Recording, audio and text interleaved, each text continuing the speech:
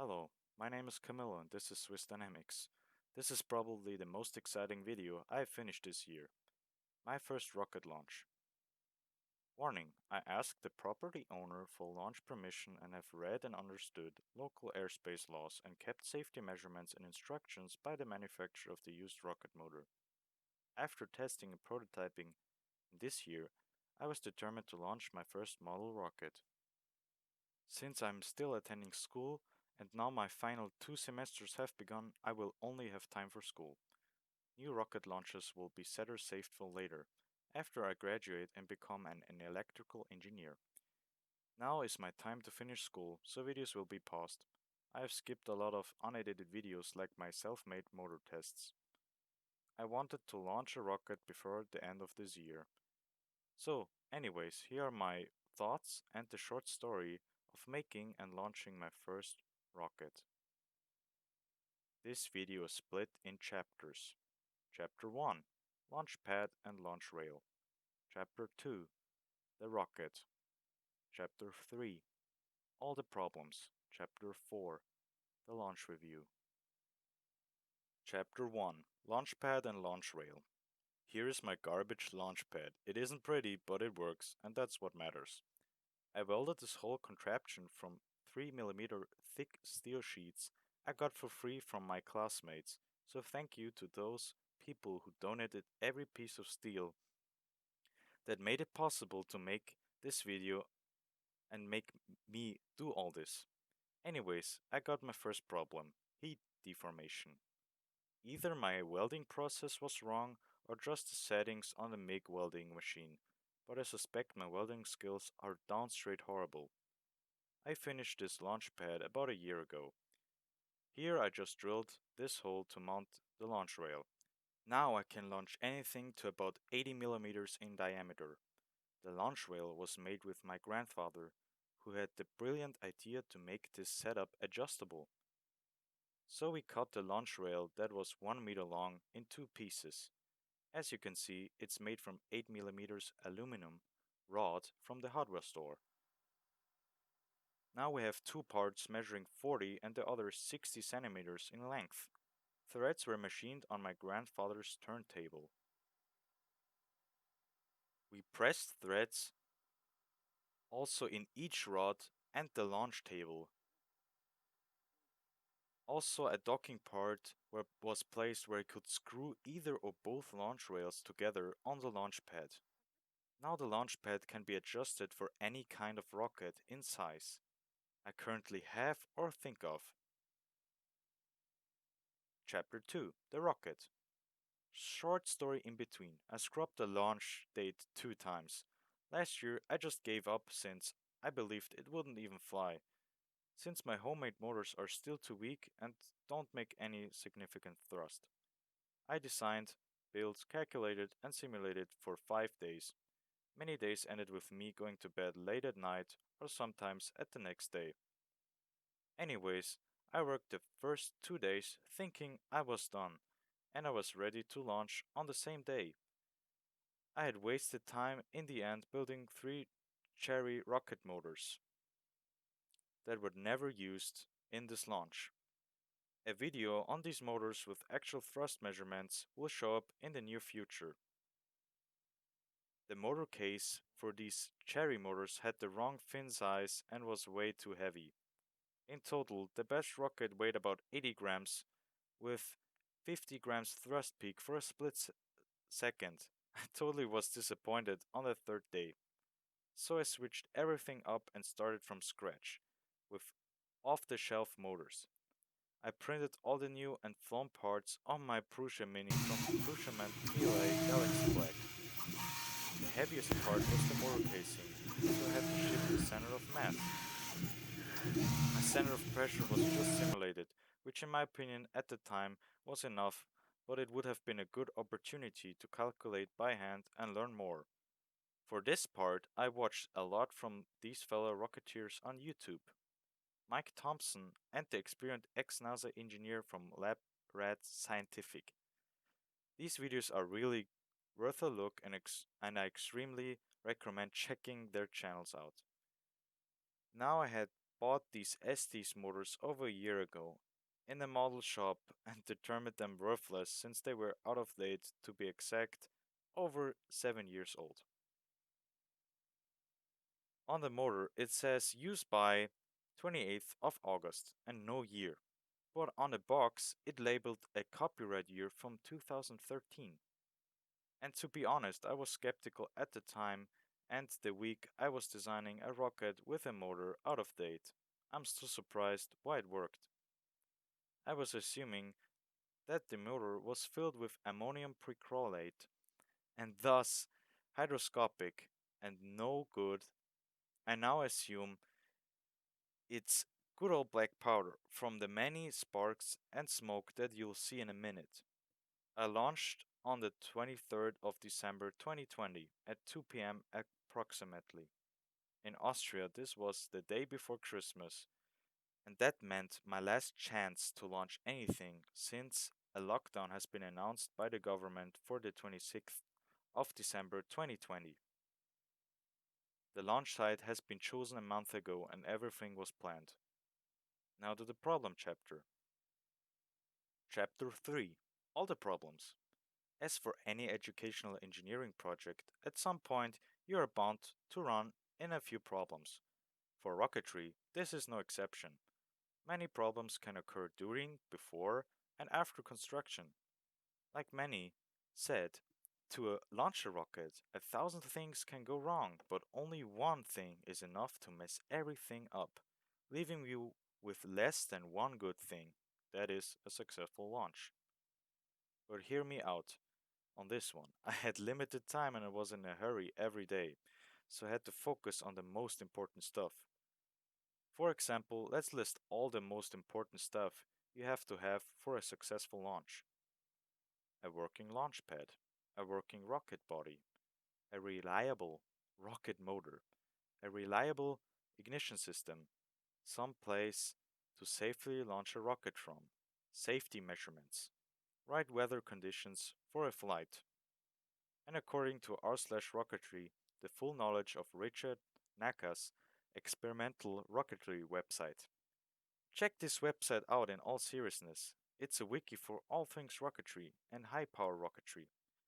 His part of the website on safety is one of the first thing I read and is a good insight on what in big rockets can go wrong. It's really incredible what he knows and the knowledge he shares is amazing. I mean, I'm really thankful for anybody who shares their knowledge just simply for free for everyone. But now back to the point I was trying to make. From all these things, I have only four I was sure of: a working launch pad, a working rocket body, some place to safely launch a rocket from, and safety measurements. The motors in my mind were like Schrödinger's cats. You only knew if they were working if you ignite them. The weather the day before had been rainy, but to my surprise, it came to be 12 degrees Celsius on the launch day. About the ignition voltage, I completely forgot until my father, my grandfather, and me were right on the launch site.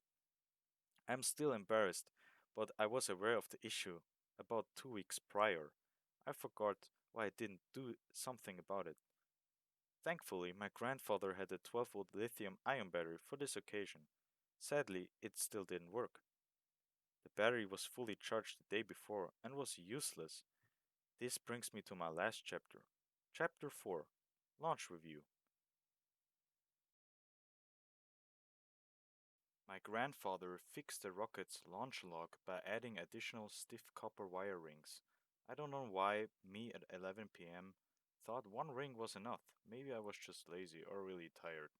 But at this moment, it was fixed in minutes and ready for launch. The electrical problem was fixed by using the ignition system with a single lithium ion cell with 4 volts at the output. But it did a good job, even though on the box of the ST's C11-3 motor, a minimum of 6 to 12 volts were stated. Now it was the moment of truth if everything worked. We also had to watch out for planes, but I hoped my rocket kept its flight height limit of 50 meters.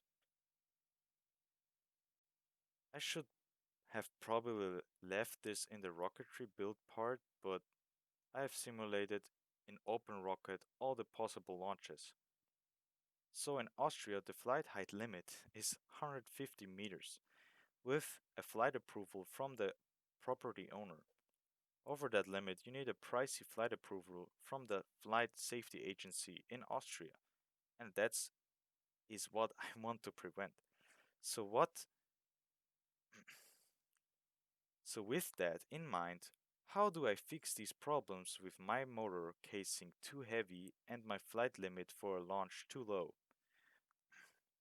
These problems can both be fixed with a mass dense object.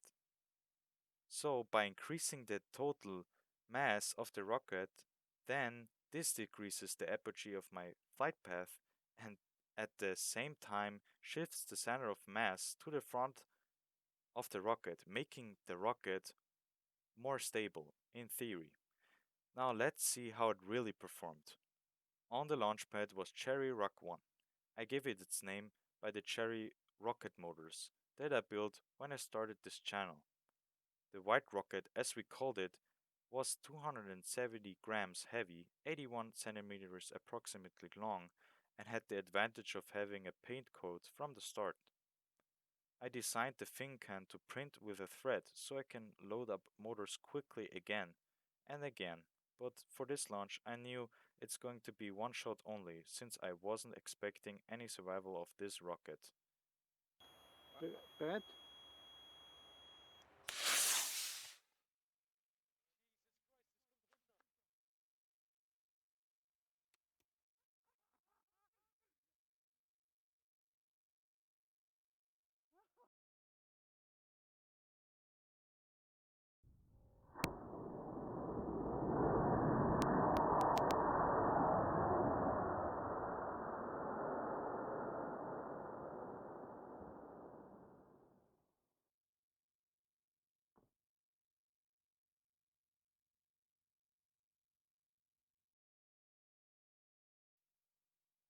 The flight footage from my dad sadly got never to be since no countdown was announced by my grandfather. With the next rocket, this shouldn't happen again. So, here's the first launch. We found it about 2 meters from the launch pad, pointy end down into the soil. I was in disbelief that the ejection charge with 3 seconds delay could be on this half-stuffed motor, but again, I was wrong. The thread was pushed off during flight and the motor fell into the field with its screw cap. In case I was wrong, I poked a hole with a soldering iron into the casing on Cherry Rock 2 the day before. On this fin can, I hot glued it on since it wasn't designed to perfectly fit for the brown cardboard roll. So I had hoped that the motor would stay in and not get lost. So here comes the launch of Cherry Rock 2.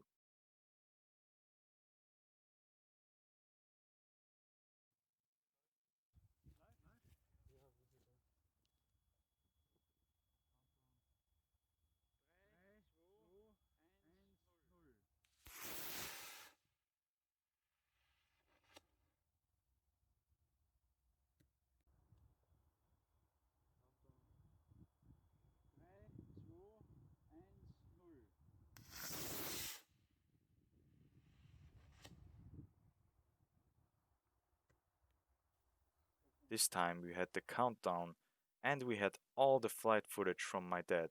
Big thanks to him. Thanks to him, we also get to see why I was wrong again, because the gas release hole was probably too small. Everyone on the launch site was certain that the flight height was at least 40 meters high, which is good because in my calculations I got around 47 meters and the open rocket simulation was 44 meters. In the end, I got to build, launch, and film the rocket, not all by myself. I have to thank everyone from my school who donated pieces of scrap or anything that was included in this build. I also want to thank my family who is supportive to my rocket interest, especially my father who filmed the flight path of Cherry Rock 2, and of course my grandfather, who built and developed the electrical ignition system, the launchpad, the launch rail, and added improvements and details to the final version of the rocket. So thanks to him, we get to see that I knew what I was simulating and calculating. If you made it this far into the video, thank you. I hope you enjoyed it. And thanks for watching and Happy New Year.